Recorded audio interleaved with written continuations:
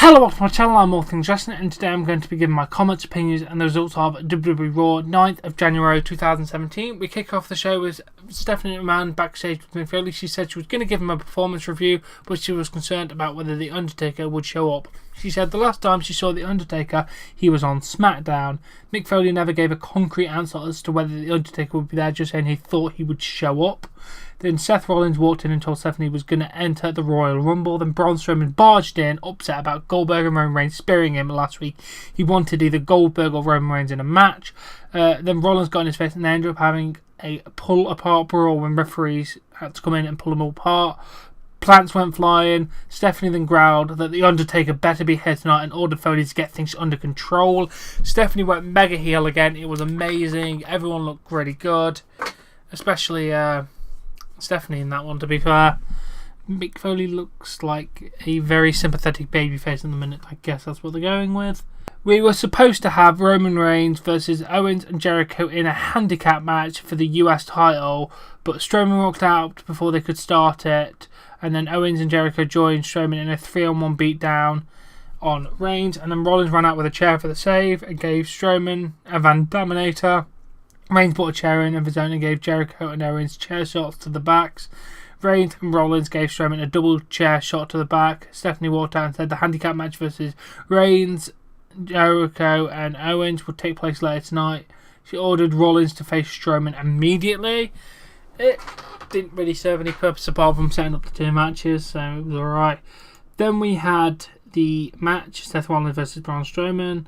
Rollins attempted a plancha, I don't know what that is, but Strowman moved and Rollins crashed into the boards. And then the referee counted them both out as Strowman tried to drag Rollins back in the ring. It was, I'm going to be honest, it weren't that great. Then Strowman threw Rollins back into the ring, grabbed a chair, but Rollins gave Strowman a baseball slide where the chair hit Strowman's leg and then Strowman walked off. It was meh, I'm going to be honest. I'm not that invested there. Then we have Bayley and Sasha Banks talking backstage. Banks didn't have her knee brace on after being on crutches last week. Banks said she was fine. Bayley said she was beaten Charlotte before and she knows she can do it again at the Royal Rumble. Banks said she would have Bayley's back if Dana Brooke tried to interfere. Charlotte walked in and said Banks did a better acting job than Emma Stone telling Bayley that. Banks and Charlotte traded words over how they defeated one another. Then Nia Jax came in and attacked Banks from behind, kicked her in a bad knee. Charlotte hit Bayley with the belt.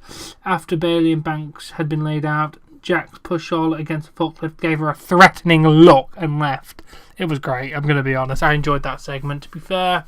It made Nia look good, it made Charlotte look good, and it made them two look a bit gullible, but what are you going to do? It weren't bad. Then we had a second match, Jack Gallagher versus Drew Gulak. It was alright, 3-minute cruiserweight match. I enjoy him anyway. He hit the running dropkick for the win, so Gallagher got another win. I like that.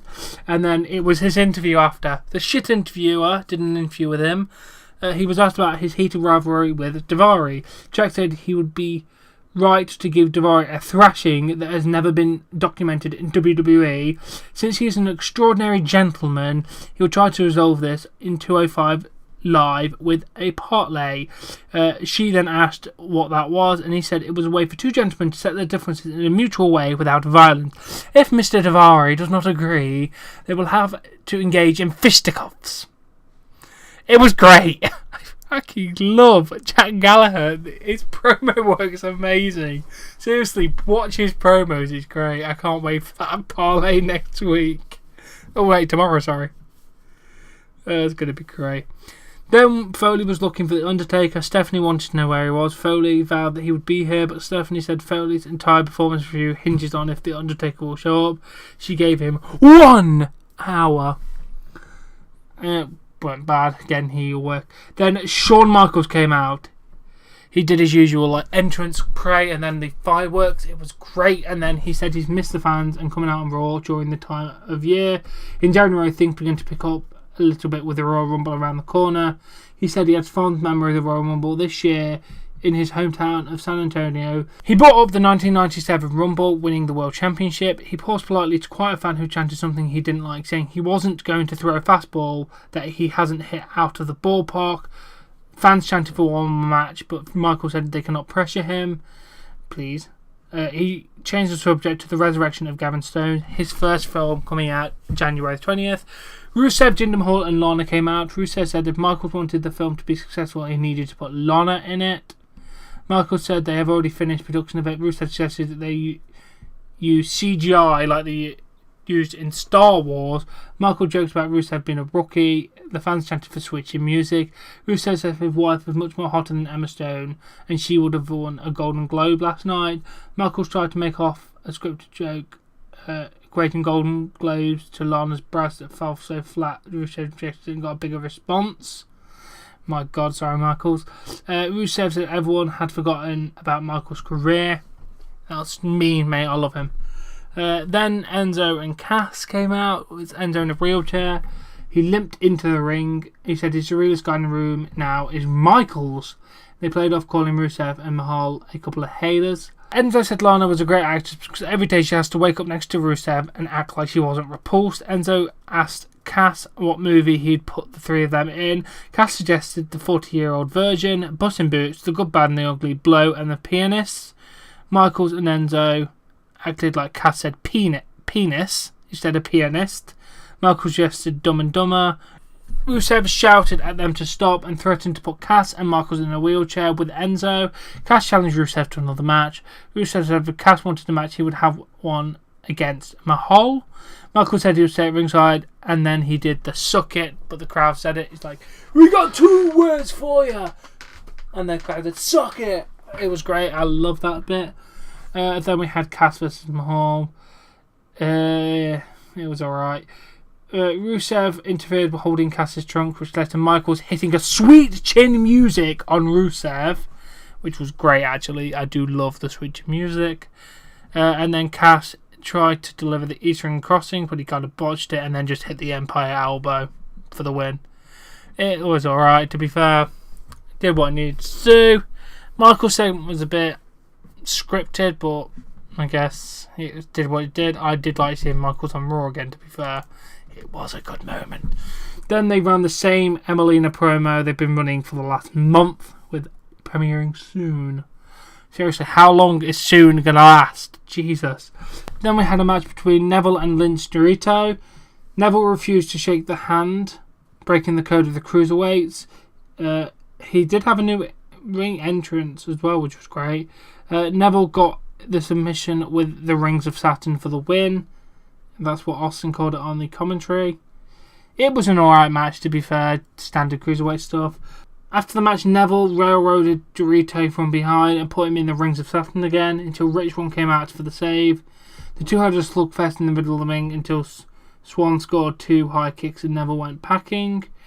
It was an alright brawl at the end as well. It is helping their feud. I do like it. Then a stagehand was trying to replace the plant that was thrown earlier when Stephanie ordered him to leave. Banks and Bayley walked in and wanted to face Charlotte and Nia Jax next week. Stephanie talked down to Banks saying Banks' shirt may say legit boss, but she was the only boss around here. Banks and Stephanie had a stare down, and then Stephanie ordered them to face Charlotte and Nia Jax tonight and told them to get the hell out of her office. It was great heel work again, to be fair. Stephanie is great. Then we had a one-on-one match. Luke Gallows versus Sheamus. Carl Anderson and Cesaro were on commentary. During the match, Cesaro got a water bottle thrown in by Anderson, who then started fighting on the ramp, distracting Sheamus, and then Luke Gallows hit a fireman's carry for a 2 count, and then Cesaro made a comeback on the ramp. Gallows got distracted, Sheamus hit the bro kick. It was an alright match, I enjoyed that, to be fair. Sheamus is turning babyface slowly but surely, and I like it. Then we had Reigns with an interview with the shit interviewer, saying that it was his duty to defend the US Championship even if he wasn't 100% and fighting against 2 men. Seriously?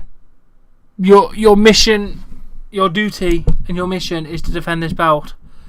You haven't given a shit about the belt, man. Jesus Christ. Foley then made his way to the ring, saying his match against The Undertaker left him with scars that will stay with him for the lifetime. He called him out but he didn't come. Foley appeared on the verge of tears, acted like he was going to lose his job because the Undertaker didn't show up. The lights went out, but Stephanie came out and said and apologised for the Undertaker not showing up. She gave Foley his performance review, saying that every step forward he takes 2 steps back. She blamed him for Zayn getting injured and losing in the ratings to SmackDown. How was that Mick Foley's fault? It was your fault. It's just because SmackDown's a better show. I like SmackDown more. Foley started to apologise when the Undertaker's music went off. He came out to a much bigger reaction than anyone on the show thus far. He did his normal entrance with the smoke, fire and the fog and everything. It was amazing. I love the Undertaker's entrance. Undertaker said, "I'm back, and I think it's most important that you should know that I will be entering the Royal Rumble. I answer to no one. I go where I want, when I want. Nobody controls the Undertaker." He then got in Stephanie's face and said, "No one." He said, "Now I have returned to the city where I suffered my most devastating loss, and where the streak came to its demise. But my journey continues to the Royal Rumble. I've dug 29 holes for 29 souls, and I will be bringing the dark side to the Royal Rumble match. And after I win, I will return to the main event of WrestleMania. And if anyone, and I mean anyone, stands in my way, they will rest in peace." Yeah, he actually did that in the real promo. It was weird. He left, and then Stephanie didn't even give Mick Foley his job review. Damn it. I wanted to know. It was a great segment. I love The Undertaker. That was a classic Undertaker promo, and I cannot wait to see him in the Royal Rumble. I am so glad he is back. I really hope he doesn't retire at WrestleMania, because that's literally like 2 months. Please, hang on for a year and 2 months, mate. I'd love it. Then the shit interviewer talked with Jericho and Owens. Owens ran down the people who shows up every so often, like The Undertaker, Goldberg. It made Owens angry when Goldberg destroyed the first Kevin Owens show last week, and tonight they'll beat Reigns. Jericho said, with the condition that the US Championship is in, maybe it's time for the 2 Canadians to become the face of the US. Jericho called her Chaz. It was the usual Jericho Owens promo. It was pretty good, to be fair. Then we go to Charlotte and Nia Jax versus Sasha Banks and Bayley. Jax gave Bayley a running body block, knocked Banks off the apron, and then pinned Bayley clean with a leg drop. It was, to be honest, I was not the biggest fan. Do we have something much better coming up now, though? Noam Dar gazed at himself in the mirror when Alicia Fox walked up. Noam Dar did hit on her a bit again, of course. He leaned his cheek out and then poked it and said, "You're going to slap me again." He then asked if she was ready to kiss him. Fox leaned out and then she took him into her arms and then ravished him with a long kiss. Dar looked totally dazed, and then Fox said, "Cedric was right. You can't handle a real woman." Wow. It was a great segment. I don't know where this is going, but it's got some good character behind it. Now we go to the New Day. The New Day came out. Titus O'Neil followed. Big E asked tight draws why he cloaked Xavier Woods last week. O'Neil apologised and asked to join the New Day game. Woods said last week when he said his DMs were open on Twitter, he didn't mean for O'Neil. Kofi said they found footage where O'Neil looked more like a bull in a china shop. Then showed the footage of him in 2010 running obstacle courses in NXT, trying to carry a keg of beer, but crashing face first into the floor. The New Day all laughed. Big E said it looks like a Life Alert commercial. I've fallen and can't get up. Big E said O'Neil needs to worry about redemption. Kingston unveiled a new beer keg with the New Day colours, and the keg was filled with the greatest sports juice of all time, Booty Juice. The tagline was, "Booty Juice, it makes sure your throat is loose." Really? Okay. They challenged O'Neil to carry it around the ring for 16 seconds. O'Neil carried it around the ring but dropped the keg before he can cross the finish line, just like the several college football players have done in real life recently. Even though it showed a replay which O'Neil got mad, he shoved Kingston, and it led to Kingston challenging O'Neil for a match. The actual segment was alright, to be fair. The New Day is pretty entertaining, and Titus O'Neil is actually entertaining me at the minute. Really. The worst wrestler of the year, having a decent start in 2017. Anything can happen, I guess. Then we had that match. O'Neil threw Kingston to the floor, but Big E and Woods caught him. O'Neil chased Kingston in the ring, and then Kingston gave him with Trouble with Paradise for the win. It was pretty good, to be fair. I enjoyed the match. I don't know how that happened, but I enjoyed it. Then we were told that WrestleMania is coming to New Orleans in 2018. Then we got the news that Brock Lesnar is returning to Raw next week. Then we go to our main event. This is the 6th consecutive Raw where Roman Reigns has wrestled either Chris Jericho or Kevin Owens in some form. And then we have that match.